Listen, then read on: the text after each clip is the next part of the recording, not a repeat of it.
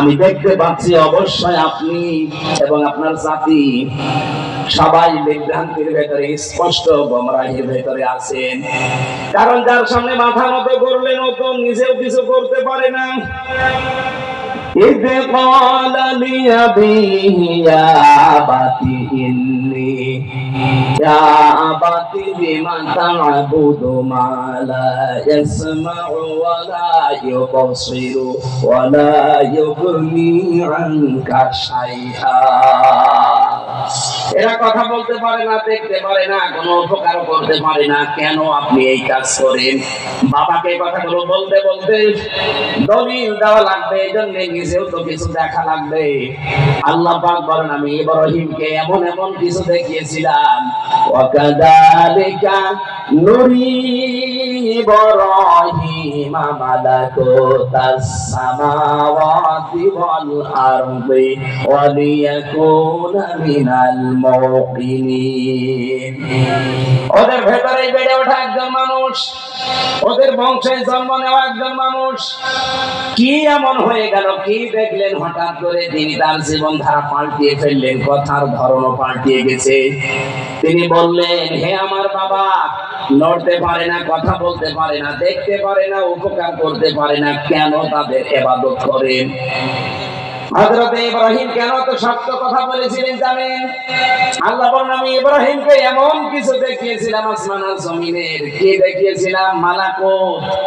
এই শব্দের ব্যাখ্যা ইফিসির আল কোরআনে সাইয়্যিদ কুতুব রাহমাতুল্লাহ আলাইহি অনেকগুলো অর্থ দিয়েছেন।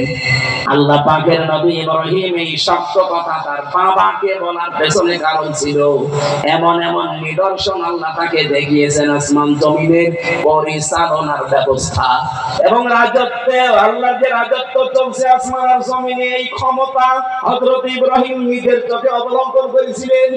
ওয়ালিয়াকুনা মিনাল মুকিনিন, তিনি দৃঢ় বিশ্বাসীদের অন্তর্ভুক্ত হয়ে গেলেন। এতটুকু পর্যন্ত তিনি দৃঢ় বিশ্বাস করতে পারেন না, একটা একটা করে তিনি অনুসন্ধান করছিলেন। এখানে তিনটার কথা বললাম না? ফালাম্মা জান্না আলাইহিল লাইলু রা কাওকাবা ক্বালা হাযা রাব্বি। তিনি সন্ধ্যাবেলায় দেখলেন আকাশে তারকা মিটমিট করে জ্বলছে, বললেন এটা আমার রব হবে। ওটা যখন অস্তমিত হয়ে গেল তিনি বললেন,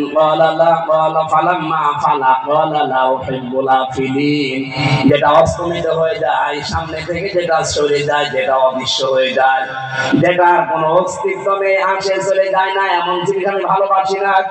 এরপরে তিনি চাঁদ দেখলেন, একই কথা বললেন। সূর্য দেখার পরও তিনি একই কথা বললেন। এবার জাতির লোককে ডাক দিয়ে কড়া ভাষায় জবাব দিয়েছিলেন, ইন্নী ওয়াজ্জাহতু ওয়াজহিয়া লিল্লাযী ফাতারাস সামাওয়াতি ওয়াল আরদা হানিফাও ওয়া মা আনা মিনাল মুশরিকিন। সূরা নামের ৭৯ নম্বর আয়াতে আছে, হযরত ইব্রাহিম বললেন, জাতির লোকেরা, আমি আজকে আমার চেহারা ঘুরিয়ে দিলাম। কার দিকে ঘুরিয়েছি জানেন? আসমান আর জমিনের যিনি উদ্ভাবক। এখানে ফাতারা শব্দটা আছে, তাফসীরে যারা পড়তে পারে, ফাতারুন শব্দের বাংলা অর্থ হচ্ছে নমুনা ছাড়া, মডেল ছাড়া, আকার আকৃতি ছাড়া যিনি বানাতে পারেন, তার আরবি নাম হচ্ছে ফাতির। আমার আল্লাহ আসমান বানিয়েছে আরেকটা দেখে দেখে, বলুন, জমিন বানিয়েছে আরেকটা দেখে দেখে, কোন রকমের মডেল ছাড়া, নমুনা ছাড়া, কোন আকার আকৃতি ছাড়া আল্লাহ নিজের মন মতো করে প্রথমে আসমান বানিয়েছেন। আমি ওই আল্লাহর দিকে ঘুরলাম, হানিফা, আমি একনিষ্ঠভাবে ঘুরলাম। ওয়া আনা মিনাল মুশরিকিন, আমি মুশরিক না। সুবহানাল্লাহ বলতে পারেন না? যেই বলেছেন আমি মুশরিক না, তোমাদের মতো মূর্তি পূজা, গাছ পূজা, আগুন পূজা, দরগা পূজা, দুর্গা পূজা, এগুলো আমি আর করি না। আমি এমন একজনের ঠিকানা পেয়েছি যার দিকে আমি একনিষ্ঠভাবে ঘুরলাম। ইয়া বাতিনি কদ জানি মিনাল ইলমি মা লাম ইয়াতিকা ফাত্তাবিউনি ইয়াহদিকা সিরাতান সাবিয়্যা। হে বাবা, আমার কাছে জ্ঞান এসেছে যেটা আপনার কাছে আসে নাই।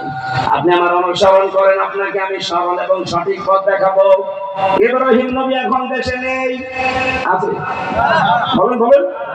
ইব্রাহিমের সন্তান আছি আমরা, বুকে হাত দিয়ে আমরা গ্যারান্টি দিতে পারি আমরা ইব্রাহিমের সন্তান। ঠিক ওই মন নিয়েই বলছি, কুষ্টিয়াবাসী, আমাদের কাছে এমন জ্ঞান আছে যে জ্ঞান আপনাদের কাছে নেই। সুতরাং একেবারে গ্যারান্টি নিয়ে, সত্য বিশ্বাস নিয়ে আপনার কাছে আমি এই মন নিয়ে এসেছি। আপনি অনুসরণ করেন, যা বলছি মেনে চলেন, সরল এবং সঠিক পথ পেয়ে যাবেন। আল্লাহর কসম, আপনি সরল সঠিক পথ পেয়ে যাবেন। এতটুকু বলতে দেরি, হযরত ইব্রাহিমের সবচাইতে বেশি আপন যে লোকটা তার বাবা, ডাক দিয়ে বলেছিল, ক্বালা রাগিবুন আনতা আন আলিহাতি ইয়া ইব্রাহিম।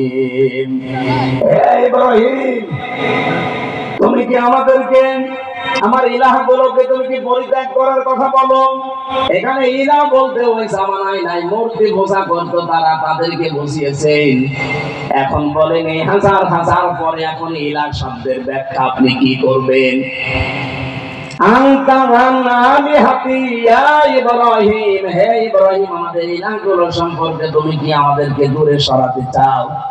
এখন ইলাহ শব্দের প্রথম ব্যাখ্যা হচ্ছে আইন কানুন যে তৈরি করতে পারে তাকে ইলাহ বলে। 54 বছর মানুষের তৈরি করা আইন দিয়ে, নিয়ম দিয়ে চলছে।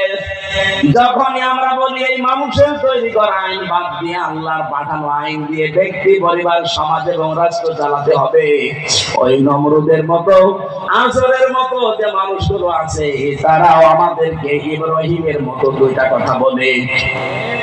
ওই জামানায় ইব্রাহিমকে দুইটা কথা তার বাবা বলেছিল,